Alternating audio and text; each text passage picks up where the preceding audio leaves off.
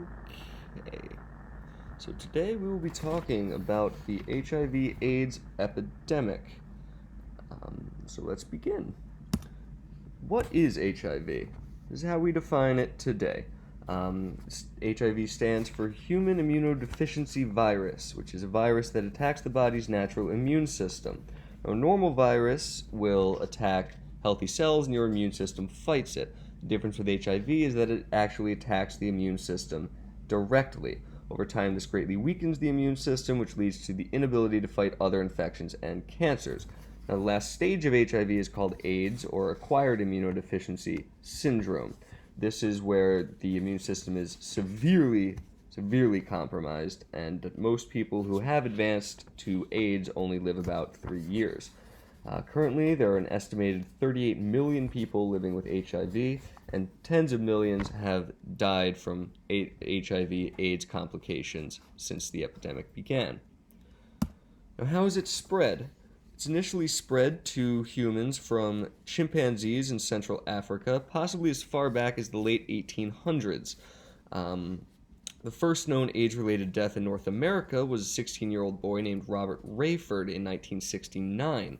However, it was not reported or studied extensively in mainstream United States until 1981, over a decade later, when clusters of gay men in California and New York started exhibiting rare illnesses correlated with damaged immune systems. This disease was called GRID, or gay-related immunodeficiency disease. Now, doctors, because of this phrasing, at this time ignored the cases among women, children, or the users of injection drugs, and they also assumed that men who had HIV, who said they were not homosexual and had no homosexual encounters, they assumed that they were simply lying. Proof positive of this disregard is in the case of Dr. Arya Rubinstein, who in 1981 was working as a pediatric immunologist at Albert Einstein Medical College in New York. In 1981, he treated 5 black infants with the same symptoms as the gay men in California and New York. 3 of those infants had mothers who were drug users or engaged in sex work, and his findings were all dismissed by his colleagues. But with or without an academic consensus, there were 337 reported cases by the end of 1981. 16 of those were children under the age of 13, and by the year's end, 130 of those cases were fatalities. Eventually, with more research and proof and isolating the virus in 1983, it was determined that it could be spread through any type of sex, any blood, and even breast milk. How do we treat it?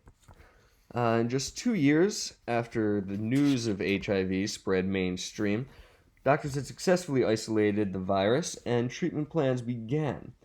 In the medical field, the isolation classification led to a push for prevention because any type of vaccine or treatment was beyond them at the time. Now, most of these were seen in the form of education and personal prevention decisions and actions.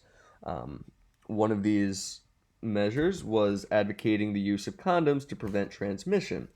However, this happened during the Reagan administration, and any condom advocacy campaigns were immediately attacked by right-wing groups who didn't believe in premarital sex.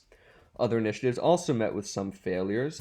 Providing clean needles to the black community was seen by some of them as a continuation of some white-led genocidal policy, which is kind of fair considering at this point in time we're not too far outside of Tuskegee.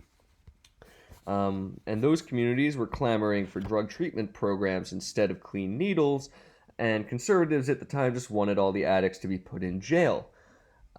Even testing, or most accurately, the reporting of testing, was met with resistance from some LGBT groups who didn't want their status known. A positive HIV test could have serious social and economic impacts affecting their job status, medical insurance, and housing availabilities.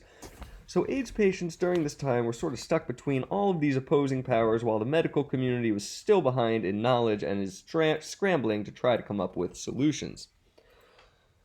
Eventually they did. The first drugs, though, were not very effective. The first ones were called NRTIs. They came out in 1987. They were associated with greater survival up to 24 weeks, but by 48 weeks, no difference was observed.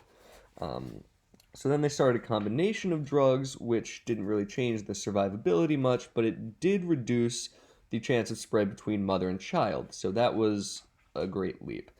Um, but all of these failures, they laid a basic foundation to build on. And so by 1996, drugs called NNRTIs and protease inhibitors were being used with some success. And the Vancouver AIDS Conference of that year reported the first successful treatment with triple combination therapy. And from there, we've just come up with more effective, reliable, and safe antiretrovirals. We have even, in 2012, come up with something called pre-exposure prophylaxis, or PrEP, and that reduces the risk of contracting HIV by upwards of 90%. It's not a full vaccine, but it is a massive leap forward. And now on to social impacts. When AIDS initially hit, the idea was that the virus would be spread mostly to only certain types of people, whom the media affectionately dubbed the 4 H's. Hemophiliacs because of their transfusions, homosexuals due to promiscuity, heroin users, and Haitians, as a lot of AIDS cases were found in the Haitian community. So naturally, this led to some negative stereotypes and made pariahs of those affected. For just one example, even after more of the science was known, a study found that most people would still refuse to wear a sweater previously worn by an AIDS patient, even after it was thoroughly washed. 1983 saw the first AIDS discrimination lawsuit when a doctor in New York was threatened with eviction. Some schools banned children with HIV, and in 1987 the United States placed a travel ban on visitors with HIV that lasted until 2010. Homosexuals were completely banned from giving to blood banks starting in 1985, and restrictions were just loosened up in 2015. And so, in an attempt to provide education to the public during this time, the CDC sponsored America Responds to AIDS from 1987 to 1996. This program was a massive public service campaign targeting every American and promoting an everyone is at risk message. While that's true and that seems like a good thing, and it reached everybody, a lot of the people working with actual high-risk communities found that the program didn't provide necessary support or any education to those who needed it most. Let's look at a PSA from America Responds to AIDS. And so you have this man. Now, he clearly does not seem to be the typical AIDS patient. He looks like he works hard, doesn't do drugs, and is clearly heterosexual because it's talking about his wife. The program here is mostly trying to downplay the fear of the disease among the general public by promoting talk and conversation and trying to minimize the shame and awkwardness that came with it at the time. Now, trying to lessen the negative stigmas is well and good, but there's zero information about the disease to be had here and nothing about prevention or testing, which makes me wonder how they're supposed to talk about it without any of this knowledge. Now, that's not to say we haven't made some great strides in social stigmas associated with HIV. We certainly have. Most people now know that it's not a degenerates-only disease. Many famous actors and musicians have come out as HIV positive, including Rock Hudson, who was the first in 1985, followed by Freddie Mercury. You have Eazy-E, and recently Charlie Sheen. Athletes like Magic Johnson and Arthur Ashe have also come forward with their disease. Magic Johnson especially served to break the stereotype that this only affects gay men. So that's good. And even great thinkers and writers like Isaac Asimov have been affected. So while the stigma is not completely gone, we have much more knowledge as a populace, and that can only be a good thing.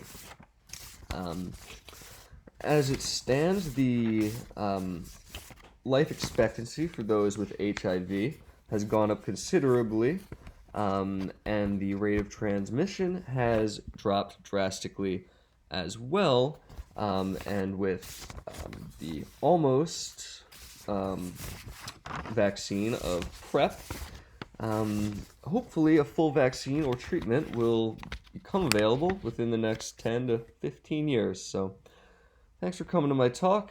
Here are some citations.